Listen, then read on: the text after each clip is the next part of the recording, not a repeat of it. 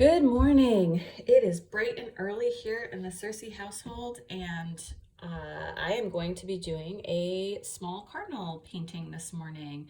I found that they are super popular with folks, so I figured why not do a small tutorial on how to do a cardinal. And we're going to go from drawing to painting. I know for a lot of folks, the drawing part it can be intimidating before you even get to the painting part, and you certainly can trace these types of things from images that you have or found, but I'll show you how to do a basic introduction to bird drawing, or at least how I draw birds. And then we are going to paint it on, so we are going to be painting it on this Arteza postcard, watercolor postcard. So these I got in a tin from my mother-in-law.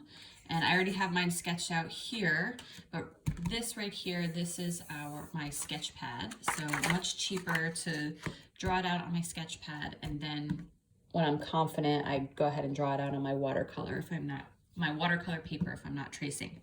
So let's start with the drawing piece. And birds have a simple core shape.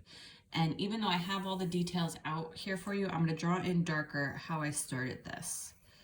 So right in the center of this bird, I started on my paper with a small oval for the head. My pencil is breaking. And then a large, long oval for the body. And this is how I start my sketch for my bird. And for most varieties of birds, I kind of start with this same core shape, these two shapes together. They might be aligned with each other differently depending on how the bird's sitting, but this is how we start. And normally I would sketch it really lightly, like this on the page, so you can barely see it. But for our purposes, I've drawn it in nice and dark here. So I start with that core shape, and then I'm going to add the key characteristics. So for a cardinal, I started with the head, and they have this plume of feathers that stick straight up on their head. So I just started with, from that circle, this straight line up and a few jagged lines down. Again, I'm drawing very dark for how I would normally sketch. And then the other piece on the front of our small oval here, we're going to draw the beak. And cardinals have pretty thick, squat, beefy beaks here. So drawing my beak, which is basically just a triangle, slightly curved on the edges, okay? And with a line right down the center. So now I use this as my core, and right around it, I'm drawing these key characteristics, my beak. And then the cardinal specifically has this mask that defines it. Obviously it's red, and that's going to define it as well, but this black mask, which comes out from the beak and down in this. Okay, so when I draw things, I try to break them up into simple shapes. I look at things in simple shapes. And then part of the beak is this inverted triangle the other way. So it's almost making a diamond shape. Okay, and then the eye for the cardinal goes right over, halfway over the black feathers and the red feathers.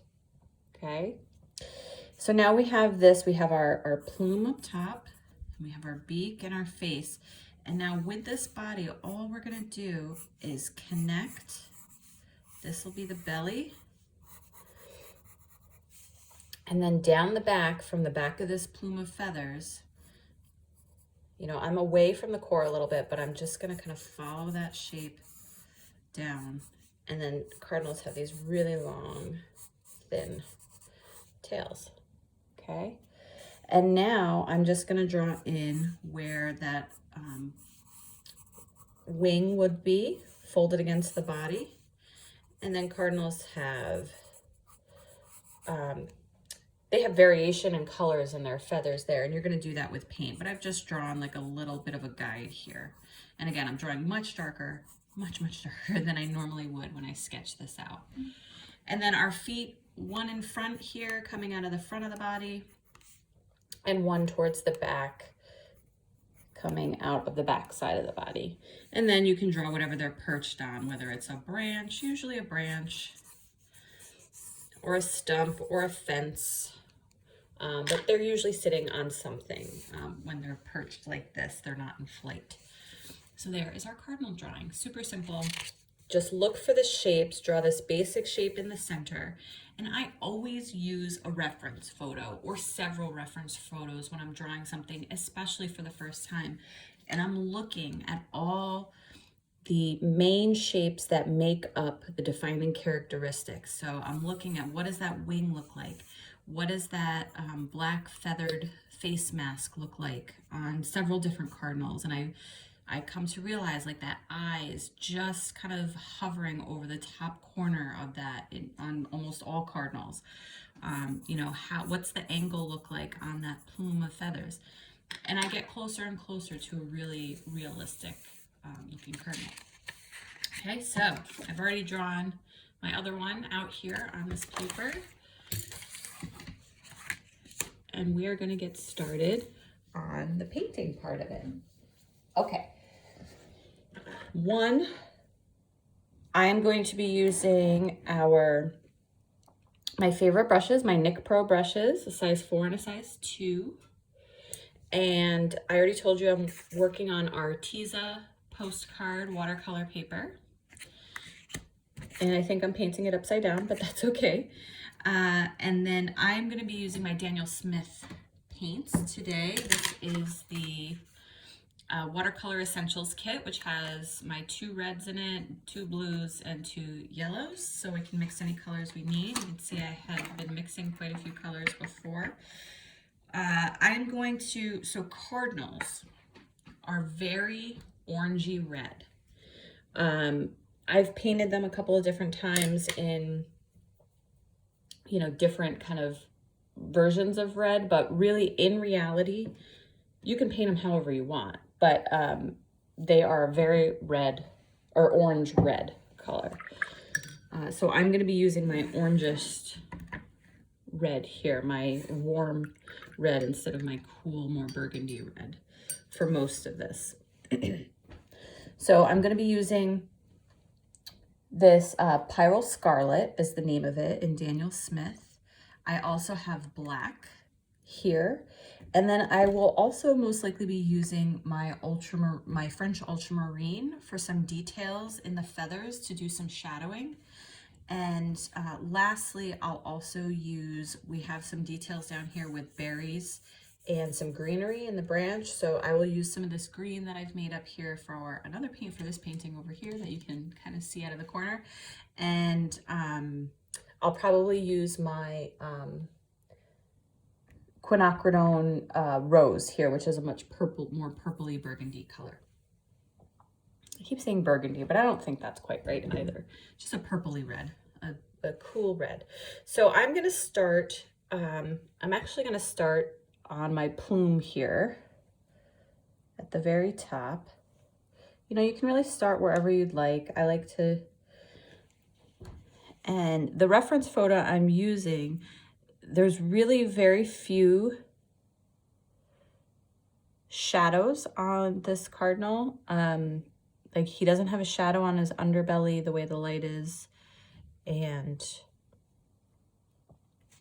he definitely has a bunch of shadows in his feathers though. And they're not even shadows. Cardinals do have other colors in their feathers. Some blacks and blue, and they translate a little blue. So this very bright, very orangey red. I'm gonna go right around that black beard. And I've gone around the underbelly and I've added some water. Because it doesn't have to be painted completely flat, even though there's not a lot of shadow. It's very bright. There will be a little shadow under the feather to define that. So I'm just going to paint around that for now. I'm going to paint or not the feather, the wing. I'm going to paint the wing separately.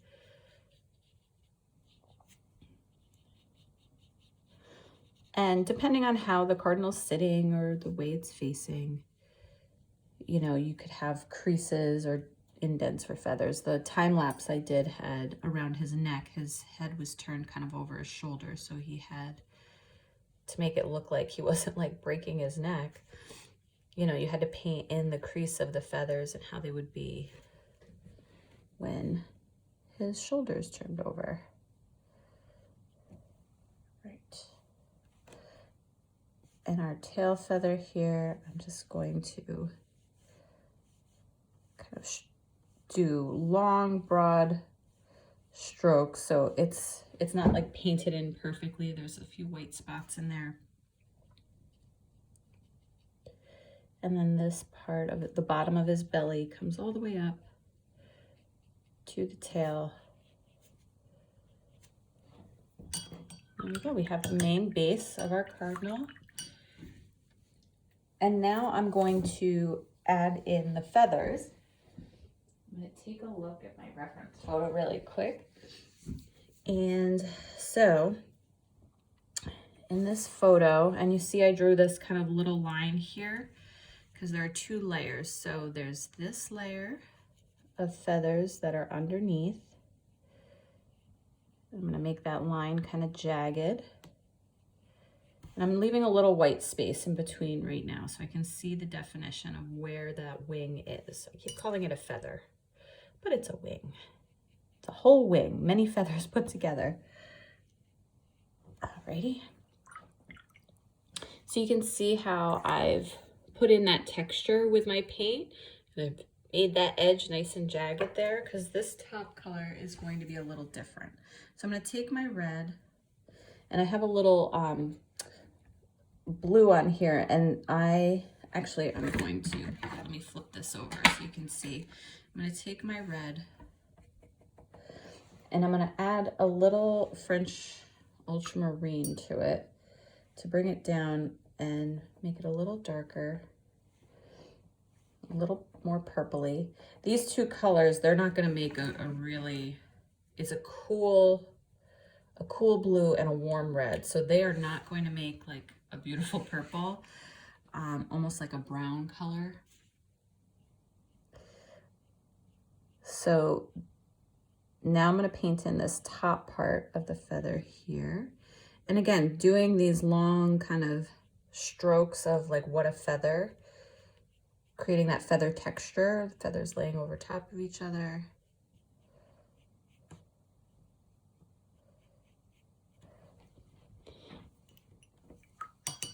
And then I'm going to go in and add some details. So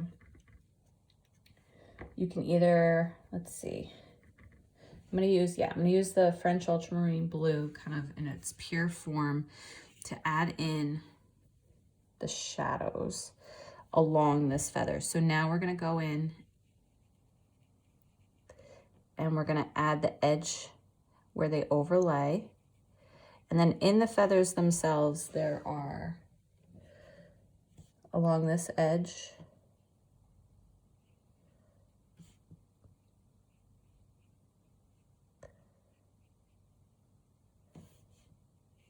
and along this edge.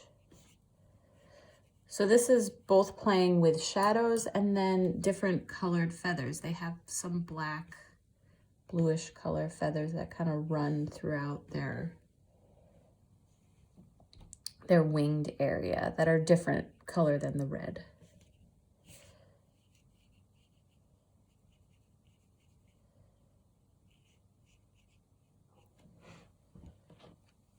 Okay.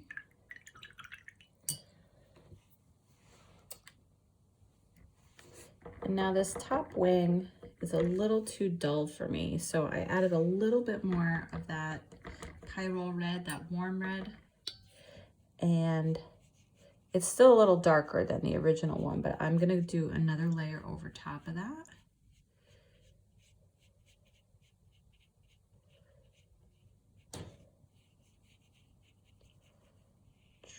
There we go.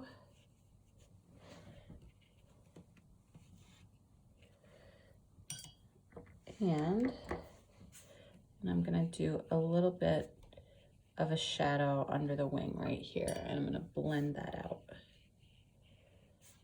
just where the wing meets the body.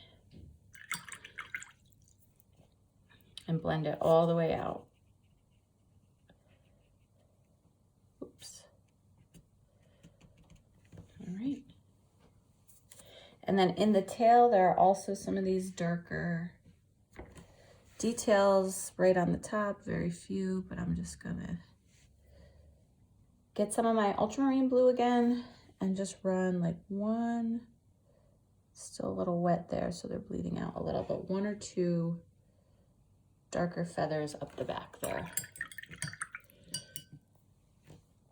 Okay, and now I'm gonna let that dry, and I'm gonna move to the face, to the black feathers around the face. These are probably the most, and the eye, the most detailed. You might want a very small brush. I'm using a 2, so pretty small for me. I usually use a larger brush. And I'm gonna start with the feathers, and I'm gonna go around the eye for right now.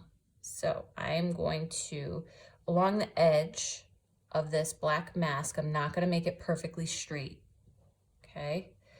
Because these are feathers on a bird's face. They're black feathers, but they don't have a perfect edge. From far away, they certainly might look like they have this kind of perfect edge, but they're definitely a textured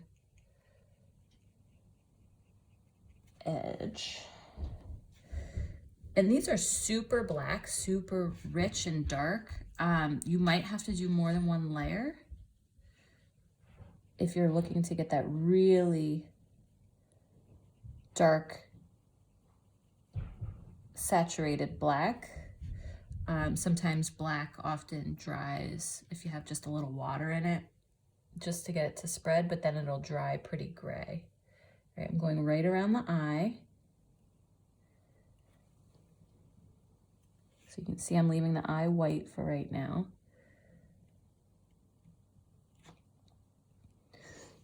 There we go, starting to look like a cardinal. Immediately, once we put in that mask, it starts to immediately take on the shape or the look, the defining look of a cardinal. Before he was just a red bird. Okay, so the eye, I'm gonna demonstrate, because it's such a small space there, I'm gonna demonstrate on here. So it has a round pupil in the center, okay? But very small, and then it has, which we're gonna do with some brown, we'll make some brown, or if you have brown on your palette, like a reddish brown, so around the iris, so it has a very circular iris in the middle, and then it has a reddish brown around it. Now, even, oh, that's not in focus, huh? You can do it, color it all in, and then go in and put in a highlight with, not Payne's Gray, bleed proof white, or you can avoid an area. So you could draw another small circular highlight somewhere on there that you avoid. But when you're working really, really small like this, like mine is super tiny on this one, on my larger scale paintings, I would have avoided the area instead of going in with bleed proof white, most likely. But this is so small that I am definitely gonna just lean on my bleed proof white to put that highlight in there. So I am on my tiny, tiny, tiny cardinal. Basically, it's gonna be like a dot in the center.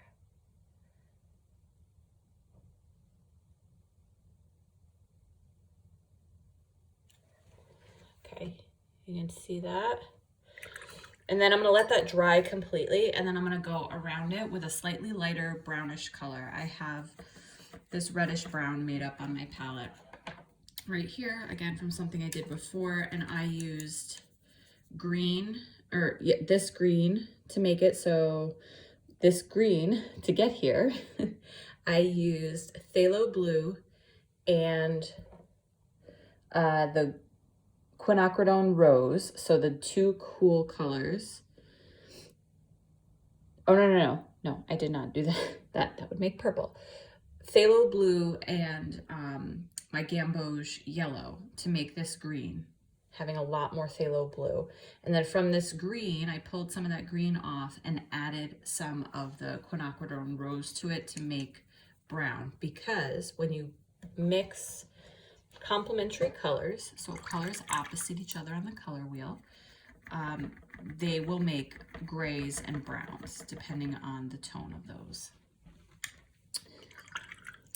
All right, so concludes our lesson on color theory. So now we're gonna go, and we'll use that same brown for our branch too.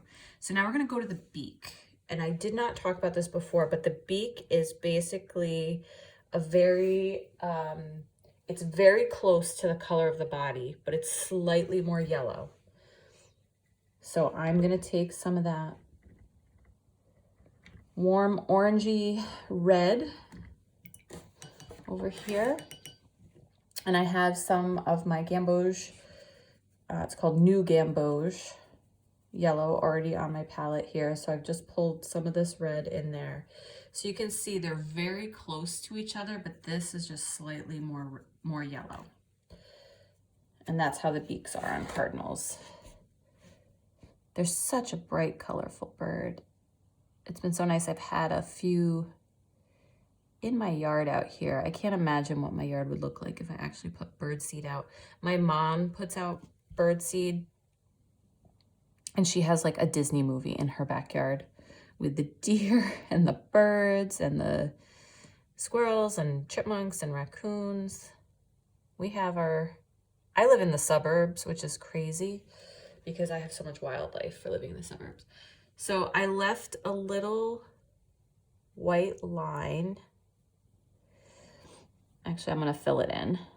But as I was doing it, I was trying to be conscious of a top and a bottom to my beak. And you could certainly make the bottom of the beak just slightly darker with this orange color. And then you could just add like the tiniest little bit of blue to it.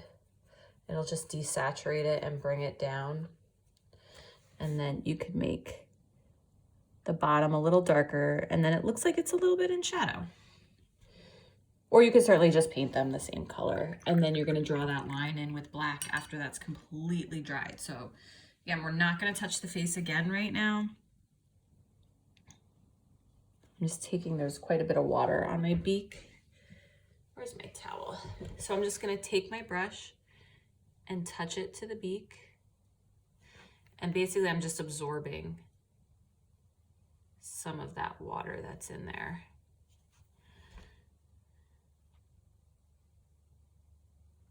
There we go. And you could always add a highlight too on the top of the beak when you're done with some white, some bleed proof white, or you could leave a little bit of that, a little sliver of that open. Again, we're painting really small. When I paint much smaller like this, I do lead on that bleed proof white quite a bit. All right, so we're gonna do our branch underneath. So these are details that you can make up on your own to go with your cardinal. It could be sitting on, like I said, a stump or a fence or a rock or the ground. Most often they're in trees. You see them painted in trees. We're gonna leave this background, like behind him, just white. You could do some kind of color back there. Or if it was, this is gonna be in the winter time. This is a winter cardinal. I'm just gonna leave it white. So I just painted brown on my branch. I'll make it a little darker right under where he's sitting.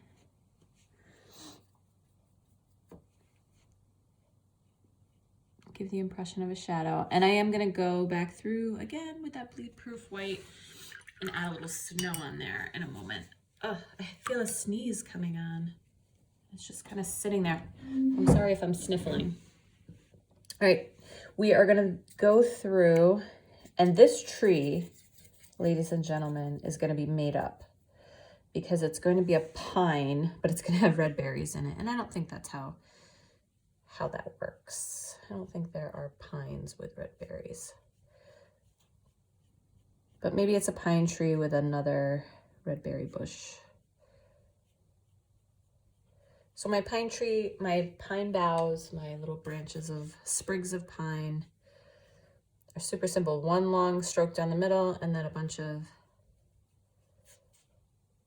very light pressure, tip of the brush. And this brush, even though it's a number 2, so funny, I feel like it doesn't have as good a tip as my number 4, which is a bigger brush, but I think I can get thinner lines with my 4. Must have abused that too a little bit. So yeah, look how much finer my lines are with my larger brush, but the tip is better. So that just goes to show you like how important a good tip, a good brush, and good does not mean expensive. You just have to find brushes that will hold their tip. And sometimes that does mean investing a little more money, but these brushes that I use are not expensive. There are much more expensive brushes out there that I prefer these over those. So you can get as crazy as you want, make this as full and green as you want. I'm gonna have them overlap each other a little.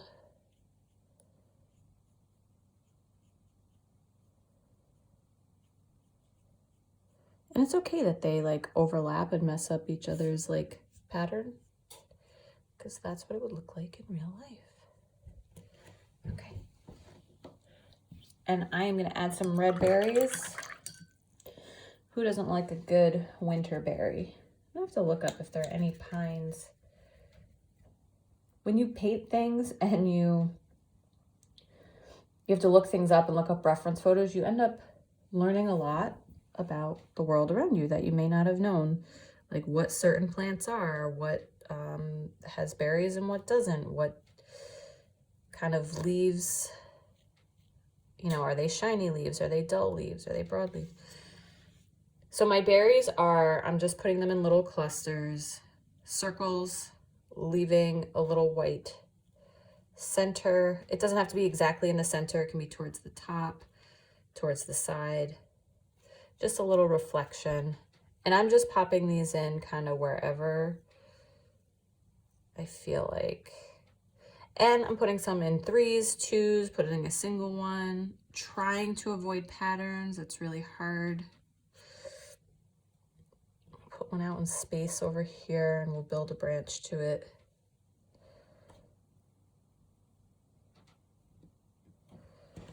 There we go. Now we have all of our lovely red berries. And last but not least, we just have to go in and put the details on the beak and on the eye. So the eye looks a little crazy right now because you have that big black pupil staring at you. And when we put the brown in, it's going to, with the white around it, it looks very stark and he looks like his eye is like super wide open, even though that's how birds' eyes are. They're super wide open all the time. But when you put the brown in there, it brings it down. And when you see it in, it's hard to see here, but in real life, it looks much more natural with that brown around it. Not so much contrast between the pupil and the iris around it. Okay, and then I'm gonna take a little bit of black, water it down a little bit, and then just draw a thin line for my mouth to define that. And now last but not least, our handy dandy trusty bleed-proof white. We're gonna grab that. So here's my bleed-proof white. I really need a new bottle of it. It's like mostly gunk around the edges. And like a tiny little bit of usable paint still on the bottom.